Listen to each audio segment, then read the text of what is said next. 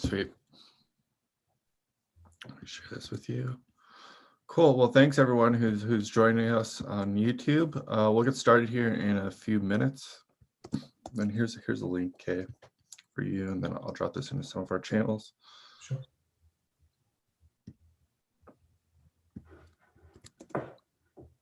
Thanks.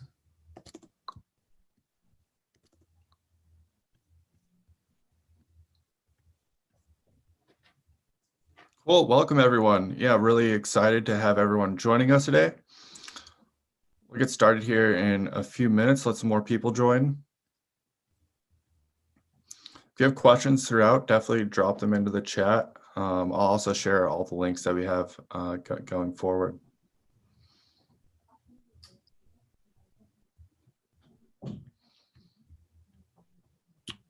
Really excited to have Kay joining us, founder of Spectre Group.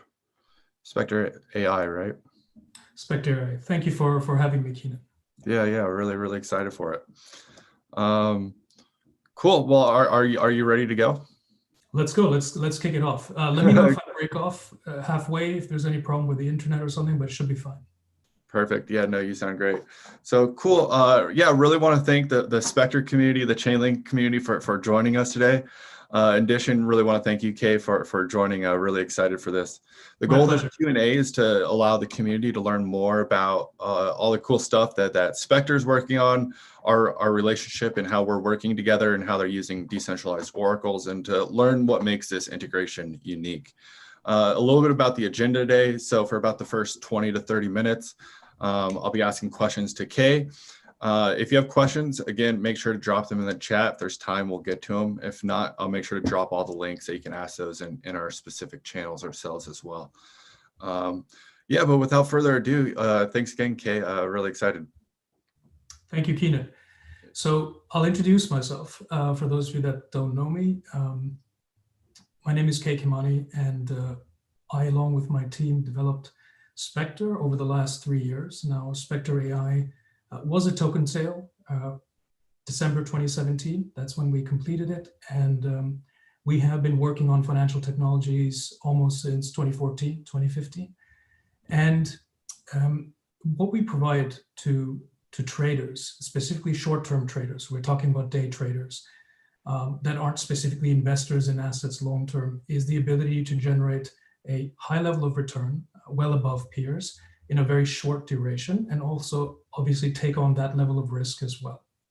It's not leverage trading, which is quite unique. And I'll get into that a little bit in detail, if you allow me, but I think before I do that, I'll give you a bit of a background in terms of my background, where I've come from. So prior to entrepreneurship, which I've been doing with my current team for the last 9 years, it's been 9 years, almost 10. I was working as an equity research analyst at JP Morgan and then Goldman Sachs. And at Goldman Sachs specifically, we were also into long-short equity investing.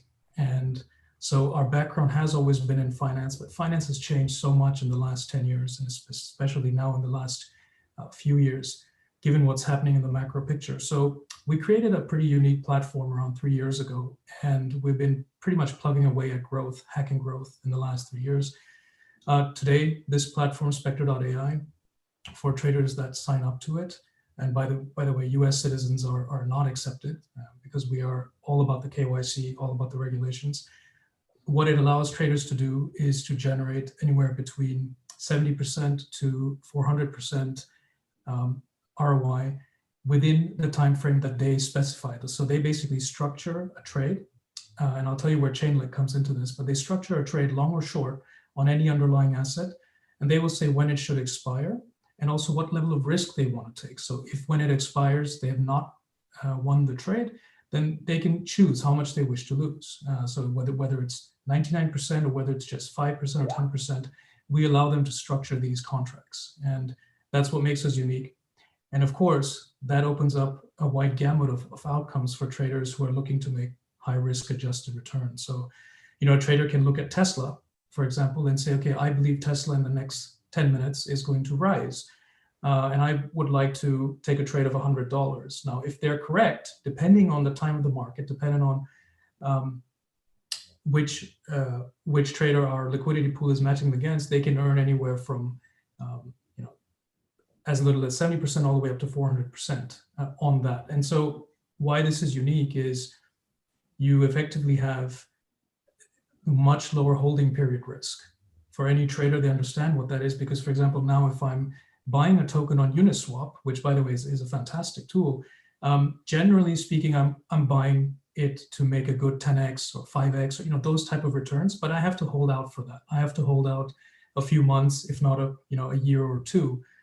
Typically, things tend to pump a lot quicker, but generally speaking, you're not going to be making 90% return within 2 seconds. Our most popular option on the platform is actually 5-second trades, followed by 15-minute and then 5-minute trades. So you can make, close to double your money if you predict the market correctly on our platform. And of course, what differentiates us is the fact that we're all about risk mitigation, right? So there's no leverage on the platform. There's no margin calls on the platform. And of course, where Chainlink comes in, and I don't know if you want to go into that now, or should we kind of go at a piecemeal? No, yeah, no. This is a perfect time. No, so it sounds like you got like a lot of high frequency. It's all about the high frequency, and our returns are unparalleled in the sector. I mean, there's certainly no crypto provider that allows for this. We're not for investors, we're for the traders, and we provide returns that other brokers in the space simply cannot do. So in terms of Chainlink, here's what we did. So traditionally, people were depositing on our platform, whether they're using the centralized wallet or the decentralized option, which is pretty interesting for crypto traders. They were depositing either in Ethereum or Bitcoin, or largely fiat, right? Fiat currencies, and they were getting paid out in fiat. So we had traders that were making maybe 200-300% a day after 3 or 4 trades, and then they basically withdrew their earnings in fiat back to their bank account, what have you. But then obviously we've seen the growth in DeFi, and we're a company that likes to innovate. We're not an also-ran, so we're not trying to create another Uniswap or anything like that.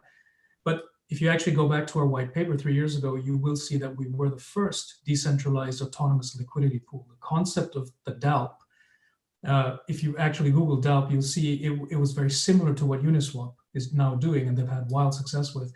So what we basically said, okay, DeFi is definitely growing, but we want to be on the right side of the law. We want to do it with KYC, which is important to us, but equally want to capitalize on that opportunity. So we reached out to Chainlink. And Chainlink, as we've seen in the last 3 days especially, it's so important to have multiple price feeds verifying a decentralized price rather than just one random oracle, because that opens it up to fraud. So what we needed Chainlink to do is to verify the actual DeFi deposit amount value when a trader deposits money at Spectre to trade. So far, we would only show it in fiat or ETH equivalent, right? But how do we actually show it in different tokens, ERC20 tokens? Like, what is the value of their balance in synthetics? If they've deposited, let's say, $1,000 worth of synthetic coins as collateral on our system, where do we actually adjust their balance because of the fluctuation in synthetic prices? We need an oracle to do that, and that's where Chainlink came in. And we've been using Chainlink now actually almost under the hood for our DeFi Boost wallet for 2 months already, and without any incident. So I'm happy to report that.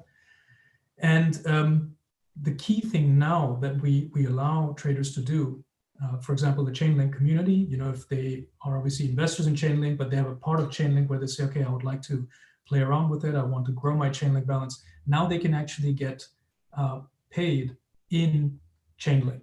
So if they earn, right, if they actually have 3-4 winning trades, and let's say they deposit 1,000 Chainlinks, and they've made a 300% return, then they can actually get that much out in Chainlink coins, not necessarily fiat, right? And the beauty is also that it can be in different coins. So I can deposit in Chainlink, but I can earn in synthetics, if that makes sense, right?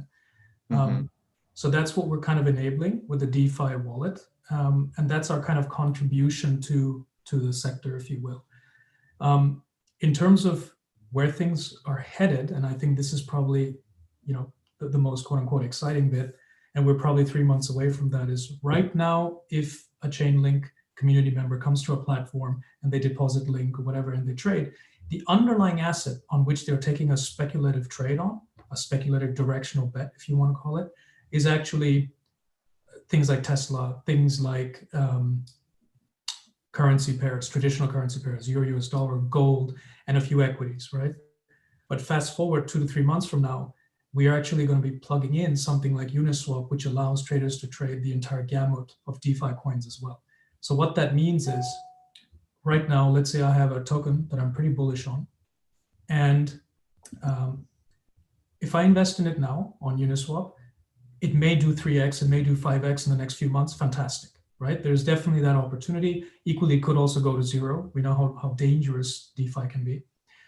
However, what the Spectre DeFi Boost wallet is adding now is actually the ability for me to bet on that coin now within the next 2 seconds or 1 second or 5 minutes or 15 minutes. And I can get 90% return out crystallized, right? So I'm not stuck to holding that token. We are actually creating synthetic markets for you, so you can actually get out higher returns much quicker. And obviously, that also means a different risk profile as well.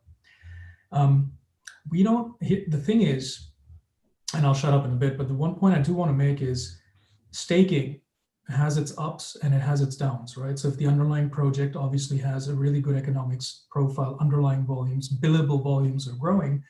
Kyber, I think, is one example that people take example of. Then the APY, that the annual percentage yield that these projects pay, actually makes sense. But you see in this space, there's a lot of garbage tokens that are paying 100% APY, 50% APY. And that's like a pyramid scheme because there isn't an underlying engine of growth, right? Driving that level of growth. With Spectre, obviously, we have over 20 million in billable volumes. We are, almost a break-even project. More importantly, we've done over 2 million real money transactions. And the point that I want to make is, if you are stuck with a lot of money in a token over a 3-year vesting schedule, in a token that has good APY, you may not be able to sell, right? It's the greater fool's theory. They may actually sell ahead of you, and we saw that in the recent DeFi correction, right? A lot of people were stuck. So what we're basically telling traders is, okay, staking is good if you believe in that. We're not saying it sucks. What we're saying is that you can actually generate very high levels of return in a few minutes on our platform. Forget being stuck into staking contracts for a long period. So it depends on the trader's profile, their risk profile, their investment horizon.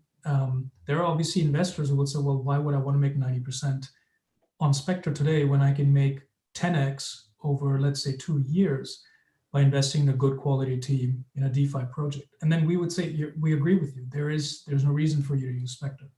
But I get the feeling that a lot of people that are entering these DeFi projects right now for staking, they're doing it for the quick gains. They don't really care about the tech, and that's fine. We're all humans. We want to bring forward our holding period. Time value matters, and therefore we created Spectre a few years ago. So, I would say it's worth trying out. We have a demo account.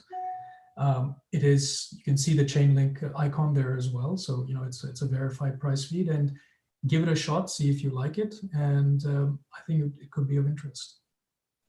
Well, yeah, thanks a lot for sharing, and I'll make sure to drop all these links into the description afterwards for everyone that's listening in.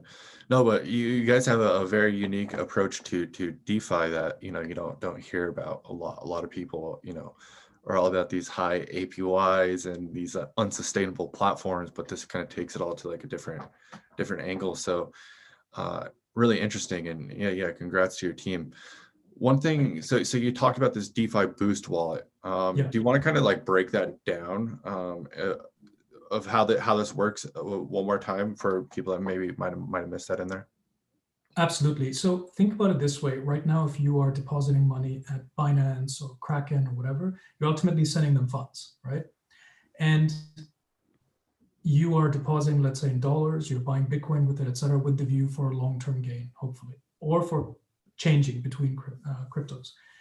On our platform, what we're basically saying is, if you are interested in generating a high level of risk-adjusted return during the day, within 5 minutes or 2 minutes or a few hours or whatever, then our platform is for you. And you don't need to deposit in dollars or just Bitcoin, Ethereum. You can actually use your favorite DeFi tokens, right? So whether it's AV, which I think is now Lend, or whether it's Chainlink, or whether it's Synthetics, if you believe that you have a pot of money right now in these tokens that is not doing much, right? And it's a few $100s or whatever, and you want to double it or you want to triple it over the next few days, and you believe you're good at trading, that's the key point, right? We're not just paying you for depositing, we're not a staking company. You deposit in the DeFi Boost wallet, you trade the underlying markets, and if you use your technical analysis or FA, fundamental analysis, correctly, you will be matched with another trader who will pay you out, all algorithmically, right? Or you'll be matched against our liquidity pool, and you will earn 90% or 100% or whatever it is in the coins that you deposited. So as a Chainlink trader, I can say, okay, I'd like to deposit $1,000 worth of Chainlink, and I believe that by the end of the day, the euro US dollar will be down by even a pip, even a percent, even 1 basis point, right? If you are right, you would be paid out 80% instantly, but in Chainlink. So you've just increased your Chainlink balance by 80%, right? And you can structure these contracts in a way, of course, that if you lose, you only lose, let's say, 25% of your trade, not 90%, 80%, but that also has a corresponding impact on the potential payout. This is up to the trader how they structure this so-called digital contract. That's the DeFi Boost wallet in a nutshell. Of course, it's not only Chainlink, you can deposit other DeFi coins as well. And we call it Boost because of the risk returns profile relative to, let's say, leaving your wallet with just staking, right? Where you're earning, let's say, 10, 20% a year, which is fine because obviously maybe you have larger deposits there. But as we've seen recently in DeFi, sometimes you could get a 30, 40, 50% correction in that token, right? And you're stuck. You can't actually sell it because you're stuck into a staking rewards program, right? So we obviously, we don't hold your tokens in that way. You can withdraw them anytime. So that's basically the DeFi wallet. And in around 3 months' time, we will be adding a range of hopefully up to 50 really popular DeFi coins. The top ones on Uniswap, you can actually take long, short trades on them and structure them for expiry within seconds. And I think that really will up the ante in terms of what we're offering. Does that give a kind of a Yeah, no, that's perfect. And so we were talking before too, you know, because like trust is a big thing, or like how's my funds secure? And we were talking before about your team. So you guys have been working with each other for over 9 years, and it kind of came into this project. And have there been audits and other things that have been like completed on the platform itself?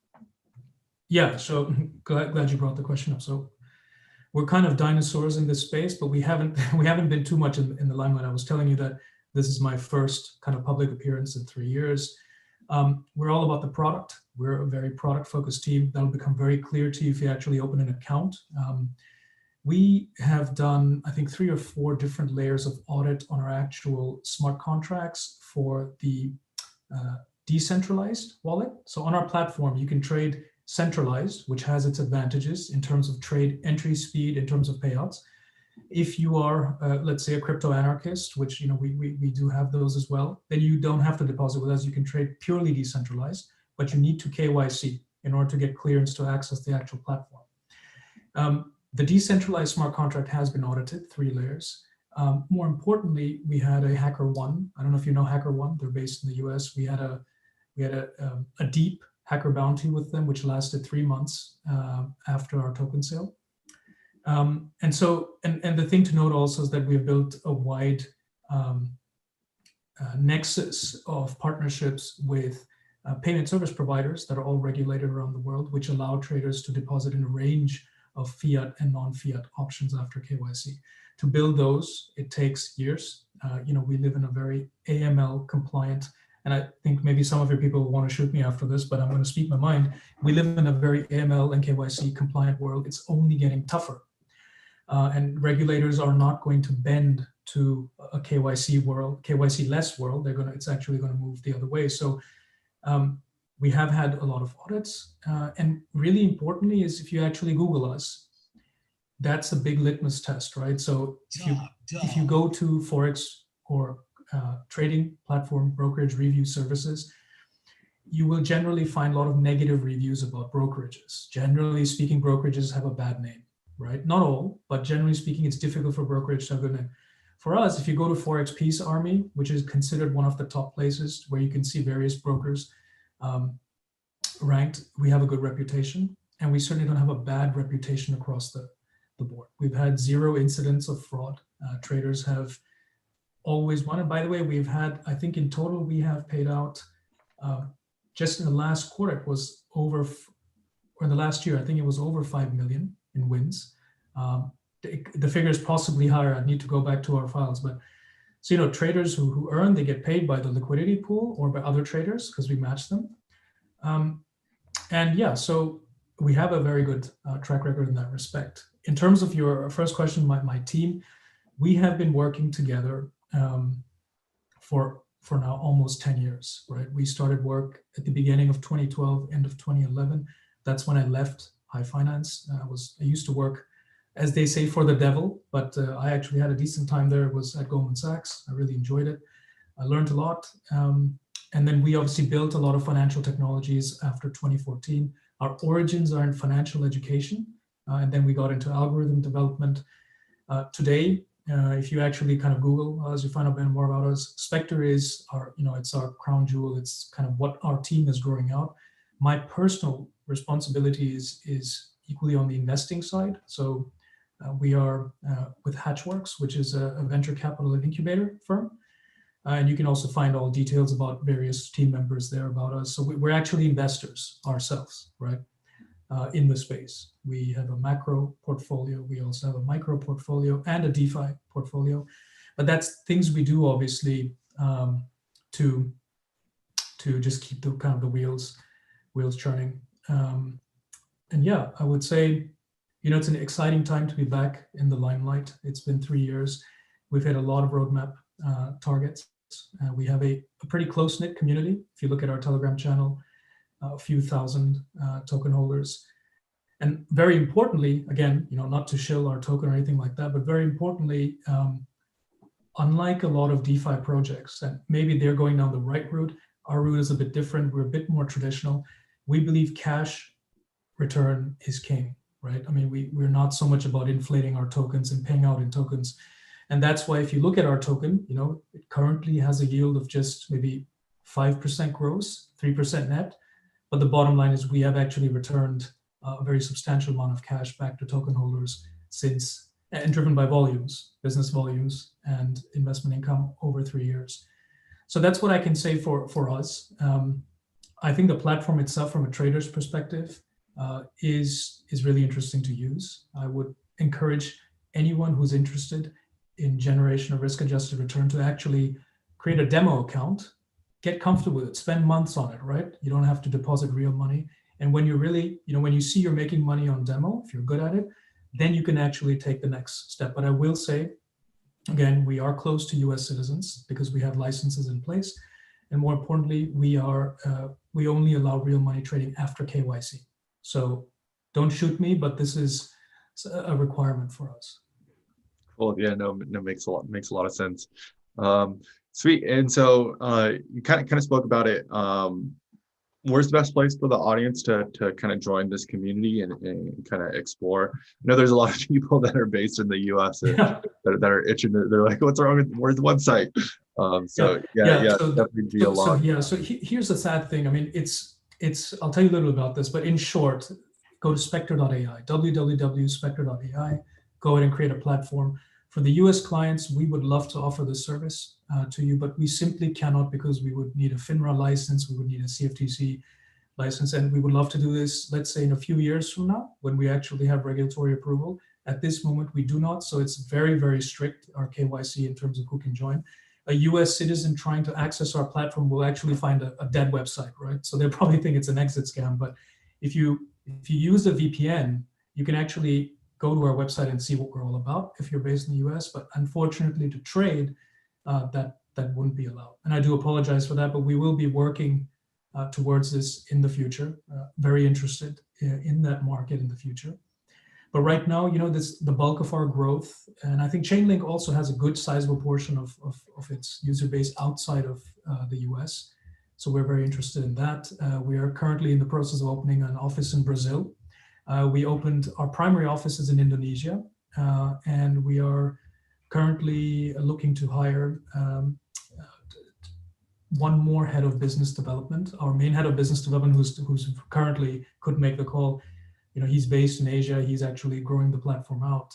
But we are looking for someone sort of westward facing as well. So it's an exciting time. And if you want to join us, just write to ir@spectre.ai, which is investor relations@spectre.ai, but use IR.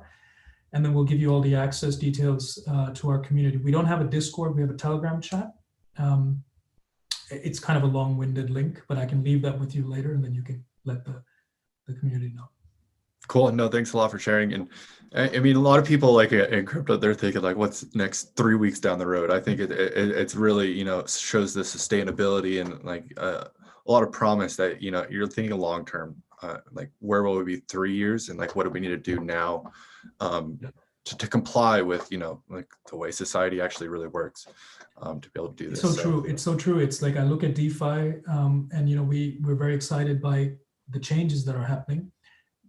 Where we pause for thought, or we have a cause for concern to a certain degree, is a lot of these projects have fantastic ideas, hugely disruptive ideas, to the extent that someone like the CEO of Binance came out and said, we have an existentialist threat with this type of business model that is out there. I won't mention names, but I think we both know which one I'm referring to. And the issue with these is that it's theirs to lose, right? I mean, it's theirs to lose if they don't stick to regulations, because regulations can be absolutely fierce. And so, yeah, we're taking the long view on this, definitely. Cool. One question from the audience, so you're past working at Goldman Sachs, yeah, and in the legacy banking system. Where do you see kind of blockchain fitting into this, and how do you think it's going to like affect, like how legacy banking works and the future of banking? Look, I'll put it this way. The thing about the banksters, and I call them banksters, I use the term colloquially, is that these guys, and having been one myself, they are smart, right? Way, way smarter than me. And the thing is, Goldman Sachs, JP Morgan, commercial banks, which by the way, their business model is now being threatened with the central bank digital currencies. You may have heard about that. They're not going to just bend over and take it. They never have in the last 200-300 years, right? What they are doing is they are probably going to go to these revolutionary high traction platforms. I won't mention names, but we all know what they are. Maybe even Chainlink, right? Hopefully for you guys. Although you guys have, you're billionaires anyway, so congratulations. But they will come to you to these type of platforms and just buy them out. That is my personal view, right? And of course, people can say, well, you can't really buy out a protocol, or this team is hidden. It's a protocol. What are they going to buy? Yeah, then the risk is if you are just a protocol and you don't have defensible technology with the IP, then they'll just recreate it, right? You remember the run on Uniswap by Sushi or Sushi Master, right? Ring a bell. That they were scared. Now Uniswap did a fantastic move there by issuing their token, and was a good defensive flare. And now things seem to have stabilized, and well done to the savvy team of Uniswap. And the venture capital firm that invested in them might have had a bit of a sleepless night or two there, but they seem to have stabilized the thing. That was, imagine this. Look what happened to Uniswap with Sushi Master doing that to them. You saw what can happen. Now imagine if Goldman Sachs or one of these people or these banks actually feel threatened by any of these technologies.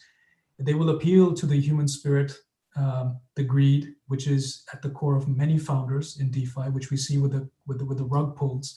And they will just do a buyout offer that they cannot refuse, or they will just make that technology irrelevant by spending billions at a better protocol or the same protocol with better marketing. Look,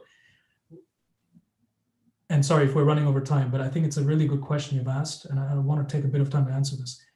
Uniswap's be-all and end-all, and its entire lifeblood, are its liquidity providers. We agree on that, right? It's LPs. These LPs, some of them left to Sushi overnight. So there is no real loyalty here, right? It's all about the money. Now imagine if someone comes in like Amazon. Amazon was running Amazon for 20 years as a loss leader, crushing retailers on the street. Their investors were saying, what the hell's going on? And Jeff said, watch, and look what happened. Today, Amazon is in a different league. They're profitable, completely in a different league.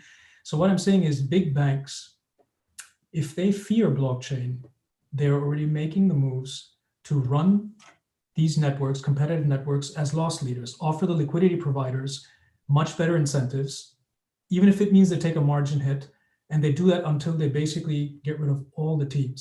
That's the worst case scenario, right? I'm not saying this is never going to happen, but most people, most CEOs in this space would tell you, Keenan, yeah, DeFi is going to disrupt Goldman Sachs. The new banking, legacy banking is dead. I'm actually saying be very careful. Let us not get arrogant about this. The best thing to do is actually work with them. That's smarter, right? And Sun Tzu said it the best. If the enemy is more powerful, split and reevaluate, right? You can't take on the entire banking sector. I think it's best to work with them, and very importantly, work with regulations. Otherwise, you will just get shut down. And here's the interesting thing. I had this discussion with a community member or two in my chat. I get attacked quite often for being a realist and not an idealist. And the point is, ultimately, you are going up against a $1 trillion foe, if you want to call it, a very established player. And all these players have invested heavily in blockchain in the last 2 to 3 years. A lot of these players have also wound down their blockchain programs. You would agree, right? And there's a reason behind that. Not that there's nothing in the technology, but it's not as freaking amazing in its current non-scalable form as people think. It's just not, right? Now, post ETH 2.0 and other sort of layering solutions and sharding solutions, it may get there. But I would say, now finally I answer your question. Sorry for the long-winded responses. DeFi has a fantastic future, but not in its current state. I think the DeFi leaders of tomorrow, some of them are going to be around in a big way, but I would say that 99% of the teams that we are backing today simply won't be around, because there's an attitude adjustment needed to actually understand the magnitude and scope of what they're trying to change, right? With Uniswap, I'm very impressed. I'm very impressed how they are kind of moving through it. The thing that I don't agree with, whether it matters or not, what I agree with or not, but is the fact that ultimately I believe in teams need to be transparent. They need to show themselves. That goes for so much. And this whole we're a protocol, we're hiding, that's not going to work for too long, right? Now, if you are based in the US offering regulated services without KYC to millions of Americans, right? And I'm not saying anyone's doing that, but if they are, that to me is an existentialist threat. It's an existentialist threat, right? It just is. And so if the DeFi people can say that, okay, we want to survive, we want to have a big share of finance in the next 10 years, just play a little bit by the book. And then I think big things can happen. With Chainlink, I think it's interesting because your business model is agnostic, right? You're not giving investment advice. You're not a trading platform. You guys are just saying, look, we have really good quality price feeds. And in theory, you can have 1 million partners in the future, right? So it's a good hedged play into this space. Cool. No, thanks a lot for that answer. Really appreciate it. Sure. Sweet. Okay. Well, yeah, I think that's our time. So everyone that's listening in, I'll make sure to drop all these links in the description afterwards. Again, Kay, really appreciate you coming on and for the really insightful insights into, your background and kind of where things are going and about your platform, and really excited to see it grow over the next months and years to come. So really appreciate your time. Thank you. Yeah. Cool. And otherwise, thanks a lot, everyone who joined us today, and we'll see you next time. Thank you, everyone.